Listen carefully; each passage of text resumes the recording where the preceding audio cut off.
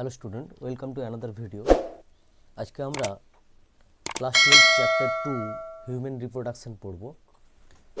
তো এই human reproduction বলতে মেনলি আমরা যেটা বুঝি যে মানুষেরা কিভাবে তাদের জনন কার্য সম্পন্ন করে। সেখানে আমরা মেল রিপ্রোডাক্টিভ সিস্টেম পড়ব, মেল পড়ব প্লাস ফিমেল পড়ব, মেল রিপ্রোডাক্টিভ সিস্টেম পড়ব অ্যান্ড ফিমেল রিপ্রোডাক্টিভ সিস্টেম পড়ব। তো বেসিক্যালি এই হিউম্যান রিপ্রোডাক্টিভ সিস্টেমের এটা পার্ট 1-এর ভিডিও থাকছে। তো আশা করি তোমাদের ভালো লাগবে, তোমরা সম্পূর্ণ ভিডিওটা দেখো। তো চলো শুরু করা যাক।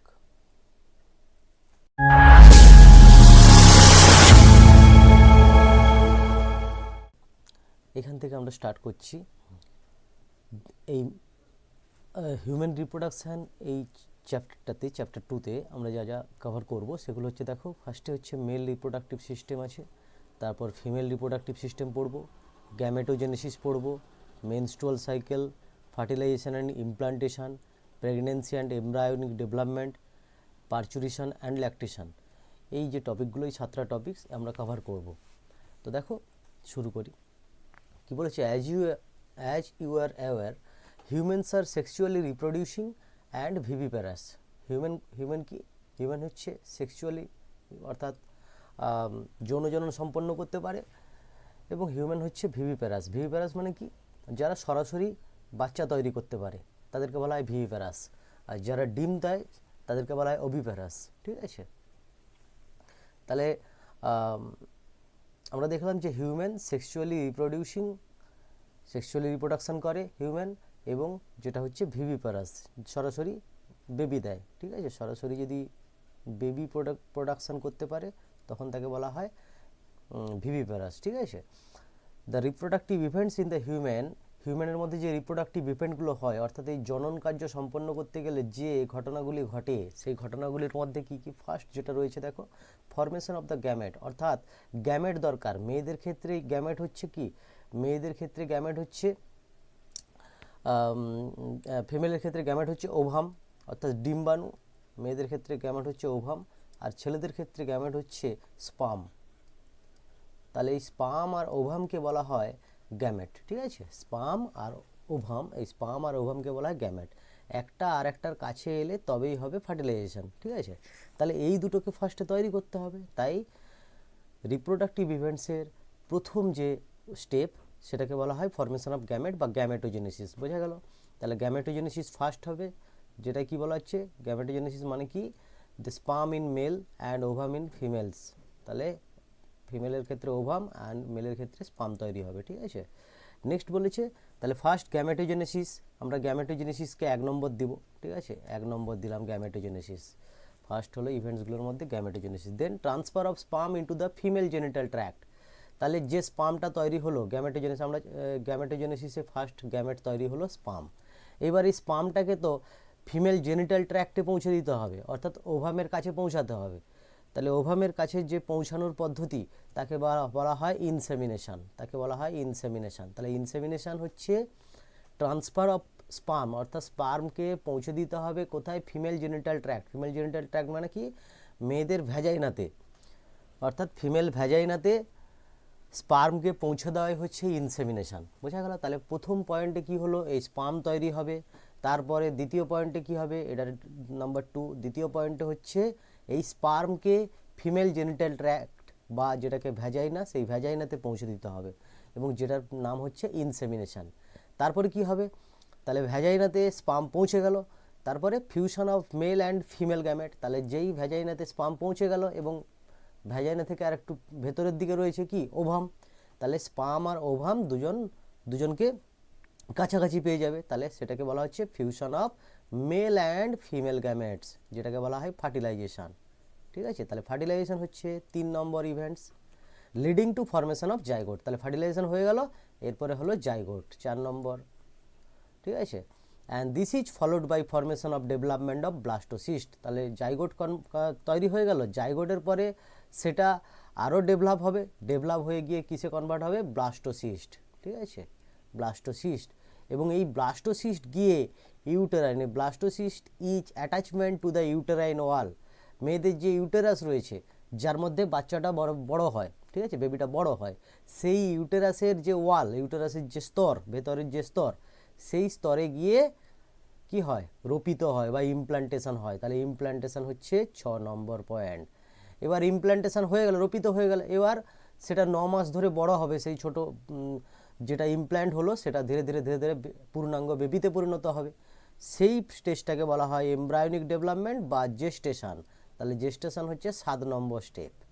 এইবার 9 মাস ধরে সেটা জেস্টেশন পিরিয়ড অর্থাৎ প্রেগনেন্সি পিরিয়ড চললো, বাচ্চাটা সুন্দর বড় হয়ে গেল। এইবার সেই বাচ্চাটা মায়ের পেট থেকে বেরিয়ে আসবে, সেটাকে বলা হয় পারচুরেশন বা ডেলিভারি। এটা হচ্ছে 8 নম্বর স্টেপ। তাহলে এই 8টা স্টেপ হচ্ছে রিপ্রোডাক্টিভ ইভেন্টস। ক্লিয়ার? তাহলে ফার্স্ট স্টেপে আবার কি দেখলাম, গ্যামেটোজেনেসিস। সেকেন্ড স্টেপে কি দেখলাম, ইনসেমিনেশন। থার্ড স্টেপে দেখলাম ফার্টিলাইজেশন। ফোর্থ স্টেপে দেখলাম জাইগোট। 5 নম্বর স্টেপে দেখলাম ব্লাস্টোসিস্ট ফর্মেশন। 6 নম্বর স্টেপে দেখলাম ইমপ্লান্টেশন। 7 নম্বর স্টেপে দেখলাম জেস্টেশন। 8 নম্বর স্টেপে দেখলাম পারচুরেশন। ক্লিয়ার? তাহলে এই যে টোটাল ইভেন্টসগুলো তখনই কমপ্লিট হবে যখন একটা বেবি পিউবার্টি স্টেজে আসবে। পিউবার্টি স্টেজ, দেখো এরপরের লাইনটা পড়লে বুঝতে পারবে কি বলেছে। You have learn that this reproductive events occur after puberty. তাহলে পিউবার্টি স্টেজ অর্থাৎ বয়ঃসন্ধিকাল এলেই তবেই কিন্তু এই জিনিসগুলো আসবে, তার আগে কিন্তু আসবে না। বুঝা গেল? তাহলে বয়ঃসন্ধিকাল কি? বয়ঃসন্ধিকাল হচ্ছে এমন একটা সময় যখন রিপ্রোডাক্টিভ অর্গানগুলো অ্যাক্টিভ হয়, যে জননতন্ত্র সুগঠিত হয় এবং তার কাজ করে, সেটা হচ্ছে পিউবার্টি স্টেজ। ঠিক আছে? তারপরে কি বলেছে দেখো, তারপর বলেছে there are remarkable difference between the reproductive events in the male and female. For example, sperm formation continues even in old men. ভালো করে দেখো কি বলেছে, sperm formation continues even in old men, but formation of the ovums is in the woman around the age of the 50 years. বলছে একটা ছেলের ক্ষেত্রে, বলছে প্রথম থেকে কি বললো দেখো, দেয়ার আর রিমার্কেবল ডিফারেন্সেস।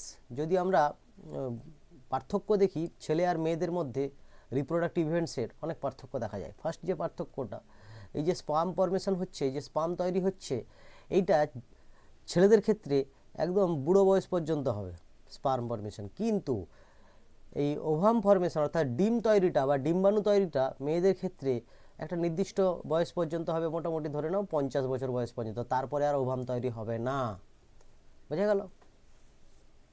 তাহলে আশা করি এতটা পর্যন্ত ফার্স্ট যে ইন্ট্রোডাক্টরি পার্টটা রয়েছে, এবং এখানে যে আমরা 8টা ইভেন্ট দেখলাম, হ্যাঁ, রিপ্রোডাক্টিভ ইভেন্টগুলো যেগুলো কমপ্লিট চলে, এবং এই ইভেন্টগুলো কখনই স্টার্ট হবে, যখন পিউবার্টি পিরিয়ড আসবে, এবং এই পিউবার্টি পিরিয়ডের পরে ইভেন্টগুলো হয়। এবং মেলের ক্ষেত্রে দেখলাম যে স্পার্ম ফর্মেশন, যেটা ওল্ড ম্যান পর্যন্ত চলতে থাকে, অর্থাৎ বুড়া পর্যন্ত হবে, বুড়ো পর্যন্ত হচ্ছে।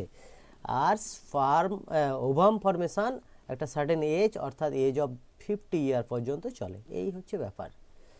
নেক্সট আমরা যে প্যারাটা স্টার্ট করব সেটা দেখো, মেল রিপ্রোডাক্টিভ সিস্টেম। কি বলেছে, the male reproductive system is located in the pelvic region বা pelvis region. It includes a pair of testis along with accessory ducts, glands and external genitalia. তাহলে male reproductive সিস্টেমে আমরা কি দেখলাম, mail reproductive system হচ্ছে কোথায় থাকে, pelvic রিজিয়নে। Pelvic region জিনিসটা কি, ধরো এটা একটা যদি আমি হিউম্যানের ছবি আঁকি,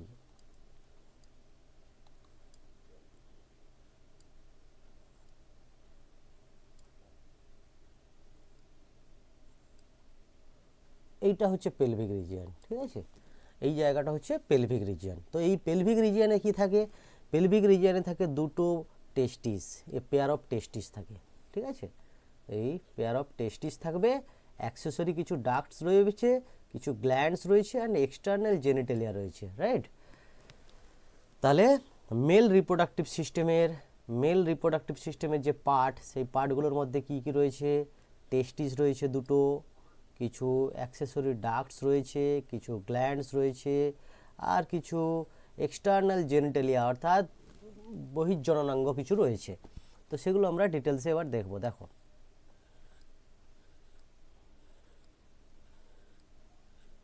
এই ছবিটা দেখবো আর পড়বো, তাহলে একদম ক্লিয়ার হবে। কি বলেছে, testis are situated outside the abdominal cavity within a pouch called স্কোটাম।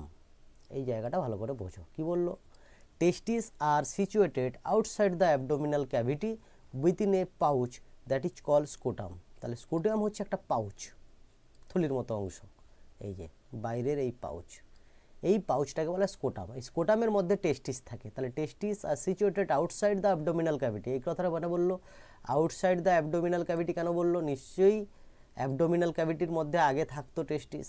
হ্যাঁ, আমরা যখন মায়ের পেটে থাকি তখন আমাদের পেটের মধ্যে থাকে এই টেস্টিস।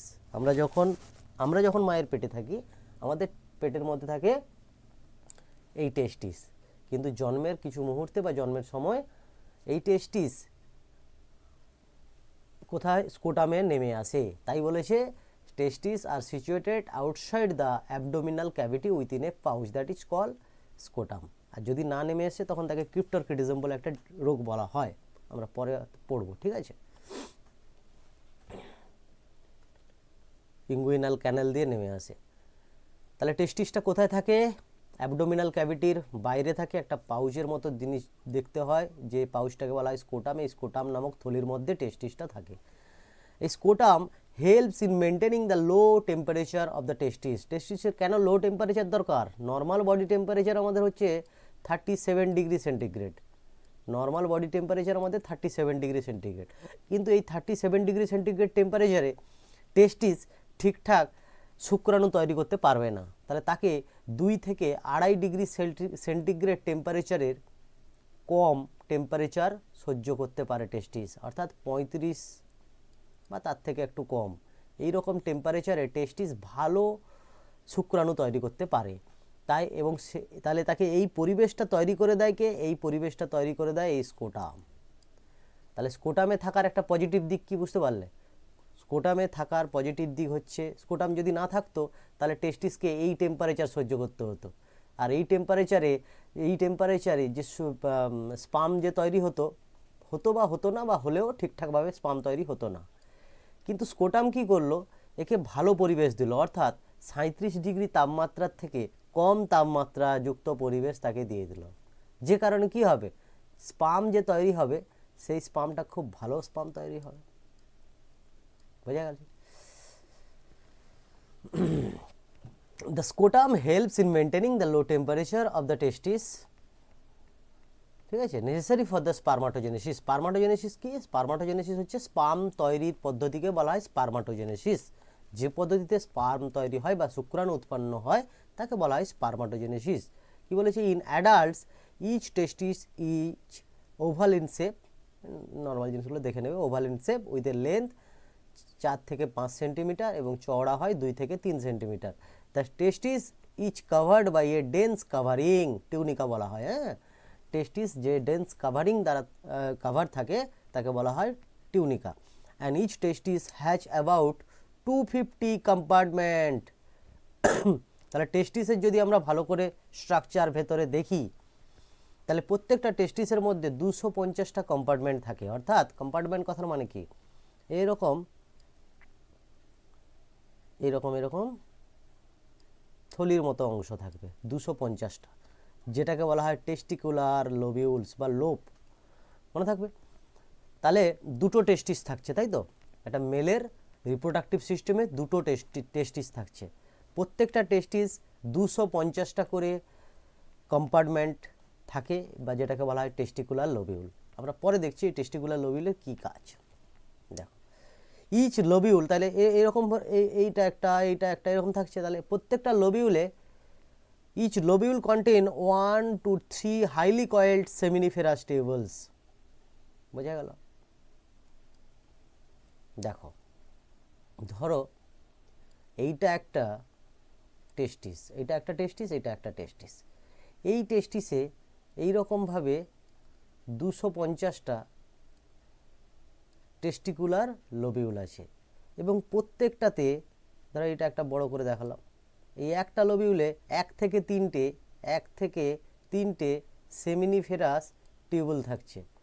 এই সেমিনিফেরাস টিউবুল জিনিসটা কি, সেমিনিফেরাস হচ্ছে সুপার কয়েল, এরকম সুপার কয়েল স্ট্রাকচার এরকমভাবে এরকম সুপার কয়েল, একদম খুব পেঁচানো, ঠিক আছে, নালি এর মধ্যে থাকছে। তাহলে each lobule contain 1 to 3 highly coiled seminiferous tubules in which sperm are produced. তাহলে এর মধ্যেই অ্যাকচুয়ালি কি তৈরি হয়, স্পার্ম। তাহলে আমি যদি বাইর থেকে ব্যাপারটা দেখি, তাহলে প্রথমে হচ্ছে টেস্টিস। টেস্টিসের মধ্যে কি থাকছে, 250টা, প্রায় 250টা থাকছে কি টেস্টিকুলার লোবিউল, এবং প্রত্যেকটা টেস্টিকুলার লোবিউলে 1 থেকে 3টে সেমিনিফেরাস টিউবুল থাকে, এবং এই সেমিনিফেরাস টিউবুলসই স্পার্ম তৈরি করে। বোঝা গেছে? আশা করি বুঝতে পেরেছ। Next, each seminiferous tubules is lined on its inside by 2 types of cell that is called male germ cell and Sertoli cell. দেখো এইখানটায় একটু তোমাদেরকে দেখানোর দরকার আছে, ছবিটা একটু বুঝে নাও কোথায় কি জিনিসটা থাকে। দেখো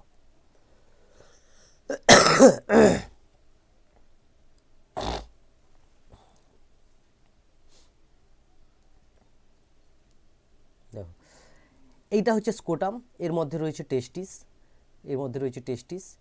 এই টেস্টিসের পরেই এই যে দেখো টুপির মতো অংশটা রয়েছে, এইটাকে বলা হয় এপিডিডাইমিস। তারপরে দেখো এইটা ভাস ডিফারেন্স, ঠিক আছে, এই নালীটা ভাস ডিফারেন্স।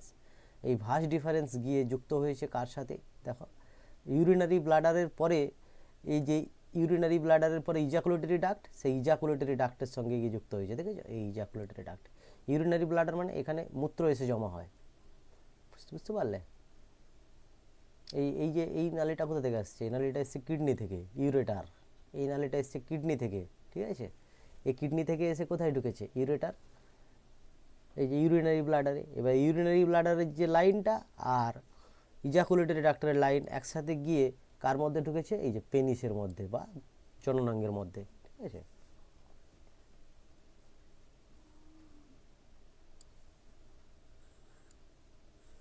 এই ছবিটা দেখলে আরো বুঝতে পারবে। দেখো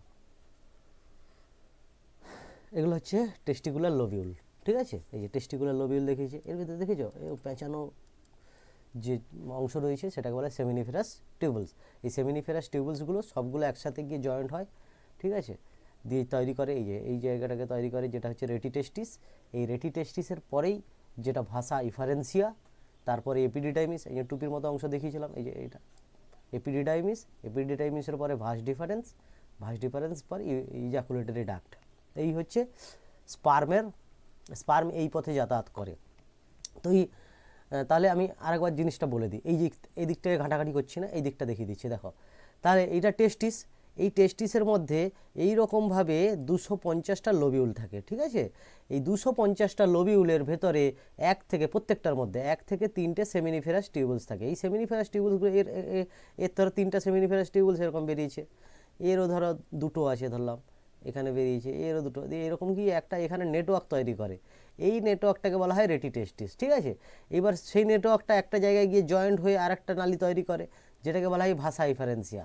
ভাষা ইফারেন্সিয়া গিয়ে এর উপরে এরকমভাবে শুয়ে থাকে, তাই না, এই যে শুয়ে আছে, যেটাকে বলা হয় এপিডিডাইমিস।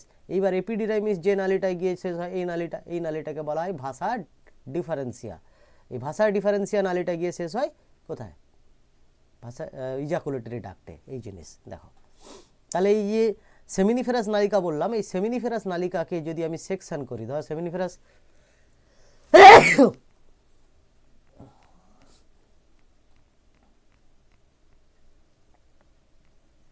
দেখো এই যে সেমিনিফেরাস নালিকা এখানে রয়েছে, এই সেমিনিফেরাস নালিকাকে যদি আমি সেকশন করি, সেমিনিফেরাস নালিকাগুলো এরকম নালীর মতো অংশ, এরকম নালীর মতো অংশ, একে যদি আমি সেকশন করি তাহলে এরকম দেখতে পাবো। এটা হচ্ছে লুমেন, এটা ভেতরের গহ্বর।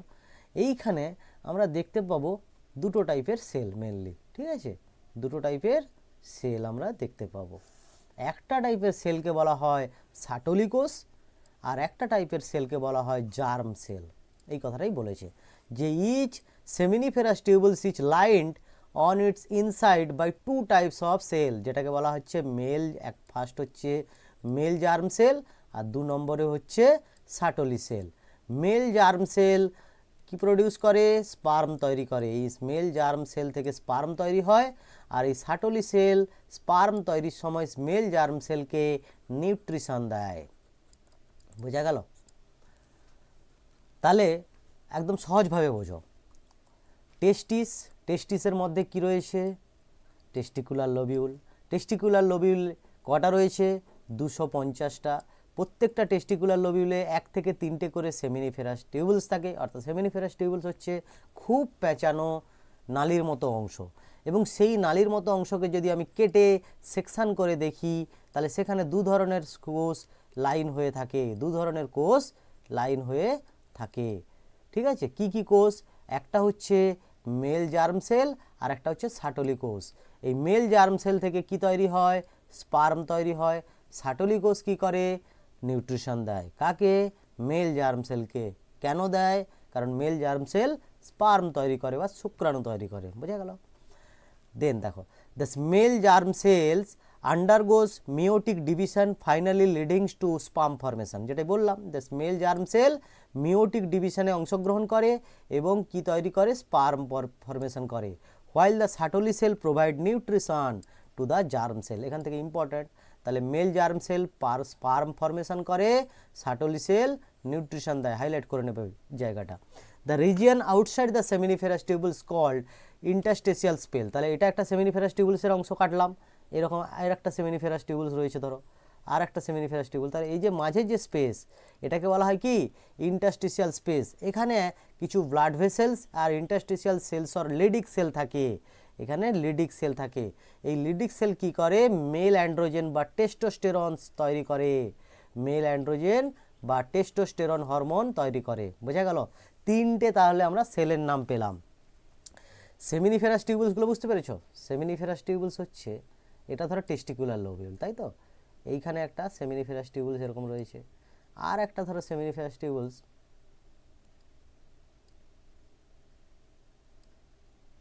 একটা কালার নেই, দ্বারা বুঝতে পারবে। আর একটা ধরো সেমিনিফেরাস টিউবুলস রয়েছে এরকম, ঠিক আছে? দুটো সেমিনিফেরাস টিউবুল রয়েছে, আমি ধরলাম। এই দুটো সেমিনিফেরাস টিউবুলসকে আমি কাটলাম। প্রথমে লালটাকে কাটলাম, এটা লাল, ঠিক আছে? তাহলে লালের মধ্যে গহ্বর একটা থাকবে এবং এই রকম কিছু সেল আছে,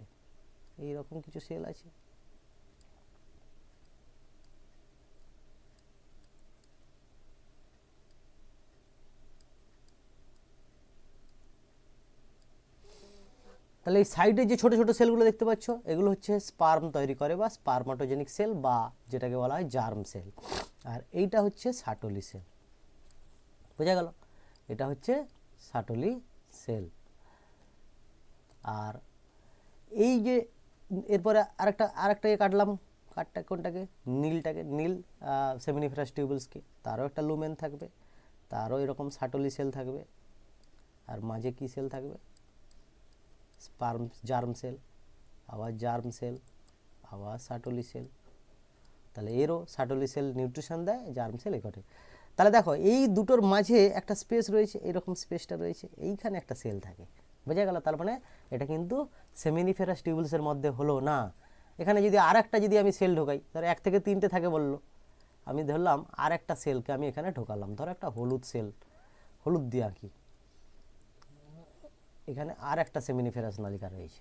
তাহলে আর একটা ছবি আঁকলাম। এগুলো সব কিন্তু সেমিনিফেরাস নালিকা, এটাও সেমিনিফেরাস, এটাও সেমিনিফেরাস, এটা।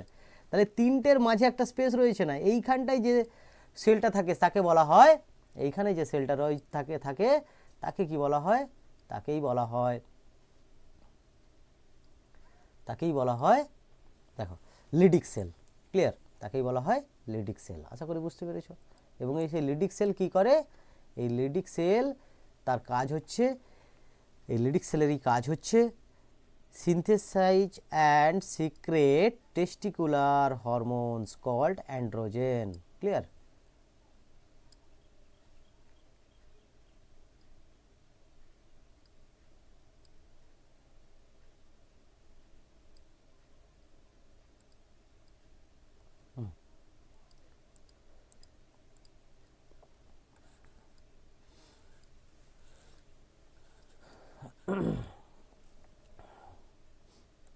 কি বলেছে দেখো, other immunologically competent cells are also presents, others কিছু ইমিউনোলজিক্যাল সেলসও রয়েছে এখানে।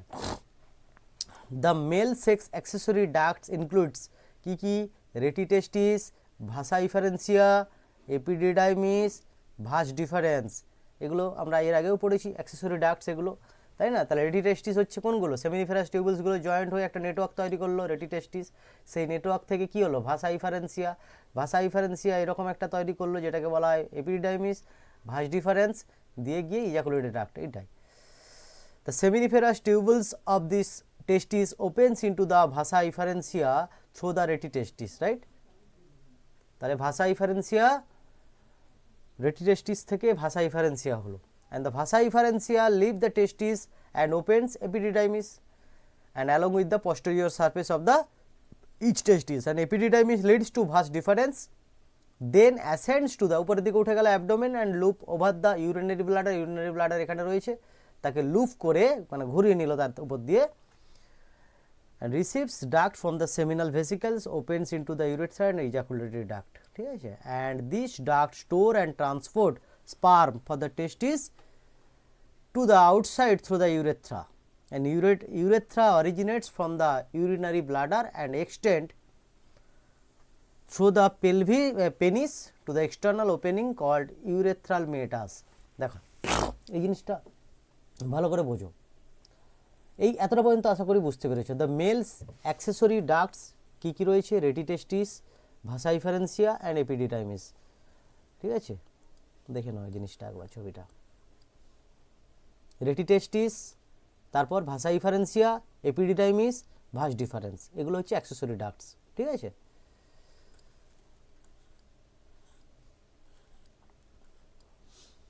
দ্য সেমিনিফেরাস টিউবুলস, তাহলে সেমিনিফেরাস টিউবুলসগুলো জয়েন্ট হয়ে গিয়ে প্রথম যেটা তৈরি করবে সেটাকে কি বলা হয়? প্রথম যেটা তৈরি করবে সেটাকে বলা হয় রেটিটেস্টিস। তাহলে seminiferous tubules of the testis opens into the vasa efferentia throw রেটিটেস্টিস, তাহলে রেটিটেস্টিস হয়ে সেটা ভাসা ইফারেন্সিয়াতে গেল, and the vasa ইফারেন্সিয়া leaves the টেস্টিস। এবার ভাসা ইফারেন্সিয়া থেকে যেটা তৈরি হবে, মানে ভাসা ইফারেন্সিয়া পরে যেটা পৌঁছাবে সেটা হচ্ছে এপিডিডাইমিস, এই যে opens into the epididymis located along the posterior surface, অর্থাৎ এটা যদি টেস্টিস হয় তার উপরে এরকমভাবে থাকছে, তাই না? সারফেস অফ দ্য ইস্ট টেস্টিস। আর এরপরে এই এপিডিডাইমিস লিডস টু, সেটা গিয়ে কোথায় যাবে? Vas deferens. দ্যাট, এই ভাস ডিফারেন্সটা এরকম উঠে যায় না, that ascends to the abdomen উপরের দিকে, অ্যান্ড লুপ, এখানে ইউরিনারি ব্লাডার রয়েছে, loop over the urinary bladder and it receive duct from the seminal vesicles, এবং এখানে সেমিনাল ভেসিকল রয়েছে, সেমিনাল ভেসিকলসের ডাক্টও এর সঙ্গে জয়েন্ট হবে, ঠিক আছে? And opens urethra into urethra, ইউরেথ্রার সঙ্গে ওপেন হয় অ্যাজ দ্য ইজাকুলেটরি ডাক্ট, ঠিক আছে? ইউরেটার নয়, ইউরেথ্রা, যেটা ইউরিনারি ব্লাডার থেকে বেরিয়েছে সেটাকে বলা ইউরেথ্রা, আর এখানে যেটা গবিনি সেটা হচ্ছে ইউরেটার, ঠিক আছে? And the urethra originate from the urinary bladder, এই যে ইউরিনারি ব্লাডার থেকে তৈরি হয়েছে, and extend through the penis, পেনিসের মধ্য দিয়ে গিয়ে পেনিসের যে ছিদ্র সেখান দিয়ে বাইরে উন্মুক্ত হয়েছে। এটা হচ্ছে মেল রিপ্রোডাক্টিভ সিস্টেম। নেক্সট, এইবার এই অংশটা দেখো, তাহলে আরও বুঝতে পারবে। এটা একটা সেমিনিফেরাস টিউবুলসের কাটা অংশ, সেকশনাল ভিউ। সেখানে দেখিয়েছে দেখো স্পারমাটোগোনিয়া, স্পারমাটোগোনিয়া আর স্পারমাটোজোয়া। এই জিনিসটা মানে কি? স্পারমাটোগোনিয়া হচ্ছে, দেখো আমি বলেছিলাম যে এটা একটা যদি টেস্টিস হয়, এই টেস্টিসে কি রয়েছে? এরকম টেস্টিকুলার লোবিউল। এই টেস্টিকুলার লোবিউলে 1 থেকে 3টে করে সেমিনিফেরাস টিউবুলস থাকে, অর্থাৎ এটা একটা সেমিনিফেরাস টিউবুল। ধরো এই সেমিনিফেরাস টিউবুলসকে সেকশন করলে এই জিনিসটা দেখাচ্ছে, এবং বলেছিলাম সেমিনিফেরাস টিউবুলসের মধ্যে 2টো টাইপের সেল পাশাপাশি থাকে। কি কি সেল থাকে? একটা থাকে জার্ম সেল আর একটা থাকে সাটলি সেল, ঠিক এই জিনিসটাই বলেছে। তাহলে এই যে গোল অংশটা পুরো দেখতে পাচ্ছ না, এইটা হচ্ছে একটা সেমিনিফেরাস টিউবুলস, এইটা একটা সেমিনিফেরাস টিউবুলস, এইটা একটা সেমিনিফেরাস টিউবুলস, ঠিক আছে? এইটা একটা সেমিনিফেরাস টিউবুলস, এরকমভাবে থাকছে। তাহলে এই সেমিনিফেরাস টিউবুলসের একদম প্রান্তের দিকে যে কোষগুলো থাকে তাকে বলা হয় স্পারমাটোগোনিয়া সেল। তাহলে সেই স্পারমাটোগোনিয়া সেল পরপর ডিভাইড হয়ে হয়ে হয়ে হয়ে এই রকম জায়গায় ম্যাচিওর্ড স্পার্ম বা শুক্রাণু তৈরি করে। তাহলে নিশ্চয়ই এর পাশে থাকবে স্যার কে? এর পাশে থাকবে সাটলি সেল। আবার একইভাবে স্পার্মাটোগোনিয়া সেল, আবার ম্যাচিওর স্পার্ম, সাটলি সেল, ঠিক সেটাই বলেছে, এই যে দেখো সাটলি সেল, ঠিক আছে। তাহলে স্পার্মাটোগোনিয়া সেল যে স্পার্ম তৈরি করে সেটাকে স্পার্মাটোজোয়া বলা হয়। তাহলে স্পার্মটা, এই যে স্পার্ম এগুলো, এটা স্পার্মাটোজোয়া। তাহলে এটা একটা কি সেমিনিফেরাস টিউবুলস, এটা একটা সেমিনিফেরাস টিউবুলস, এবং 2-3টে সেমিনিফেরাস টিউবুলসের মাঝের যে জাংশনে যে সেল থাকে তাকে কি বলেছিলাম? ইন্টারস্টেসিয়াল সেল। দেখো এই যে ইন্টারস্টেসিয়াল সেল, এটা কি করে? এটা মেল হরমোন বা টেস্টোস্টেরন তৈরি করে। তাহলে এইখানে সাটলি সেল নিউট্রিশন দেয় জার্ম সেলকে বা স্পার্মাটোগোনিয়াম সেলকে। এই স্পার্মাটোগোনিয়াম সেল স্পার্মাটোজোয়া তৈরি করে, ইন্টারস্টেসিয়াল সেল হরমোন তৈরি করে। বোঝা গেছে? আশা করি ক্লিয়ার। নেক্সট দেখো তারপরে কি অংশটা কি বলেছে।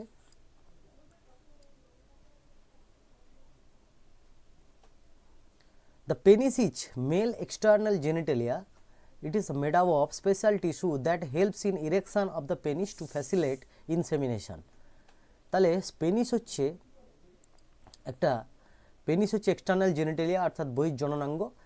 এর মধ্যে একটা স্পেশাল টিস্যু রয়েছে যেটা কি করে? পেনিসকে শক্ত হতে সাহায্য করে। কারণ শক্ত হতে হবে কেন? কারণ ইনসেমিনেশনে যখন ভ্যাজাইনার মধ্যে পেনিসটা ঢুকবে, সেই ভ্যাজাইনার মধ্যে পেনিস ঢুকে যে স্পার্মটাকে দেবে, তার জন্য পেনিসটাকে ইরেক্ট হতে হবে। এবং মেনলি এই ইরেকশানে হেল্প করে NO, নাইট্রাস অক্সাইড বলে একটা গ্যাস, যে কি করে পেনিসের মধ্যে যে ব্লাড ভেসেলসগুলো থাকে, যেগুলো ছোট ছোট থাকে, সেগুলোকে যখন সঙ্গমকালে বা সঙ্গমের ইচ্ছে হয় তখনই এই ব্লাড ভেসেলগুলোকে বড় করে দেয় এই নাইট্রাস অক্সাইড দিলে। কি হয়? পেনিসটা শক্ত হয় এবং পেনিসটা কি করে? ইনসেমিনেশনে হেল্প করে, ঠিক আছে। The enlarge end of the penis called gland penis, ঠিক আছে। Enlarge end of the penis, পেনিসের সামনের দিকের যে মোটা অংশটা সেটাকে বলা হয় gland penis. It is covered by a loose fold skin, যেটা পাতলা চামড়া দিয়ে আবরণ থাকে, তাকে বলা হয় ফোল্ড স্কিন, রাইট। নেক্সট কি বলেছে? মেল অ্যাক্সেসরি গ্ল্যান্ডস যেটা দেখেছিলাম, তার মধ্যে কি রয়েছে? Seminal ভেসিকলস, prostate and Balbo urethral glands. এই যে গ্ল্যান্ড, এই গ্ল্যান্ডগুলোর কী কাজ? দেখো, যে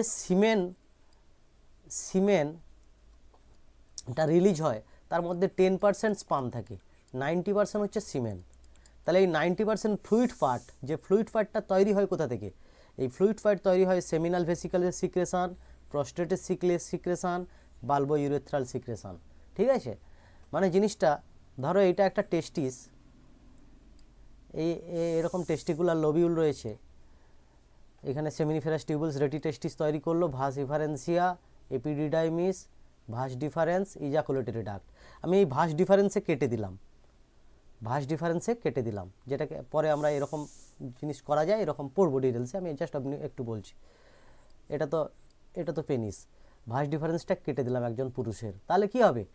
তার পেনিস হয়ে শুধু সিমেনটা যে বেরোবে, সেই সিমেনে কোনো স্পার্ম থাকবে না, এই যে 10% স্পার্মটা থাকবে না। তাহলে শুধু ফ্লুইড পার্টটা বেরোবে। তাহলে সেই ফ্লুইড পার্টটা এলো কোথা থেকে? কারণ সেমিনাল ভেসিকলস রয়েছে, প্রস্টেট রয়েছে, বাল্বো ইউরেথ্রাল গ্ল্যান্ড রয়েছে।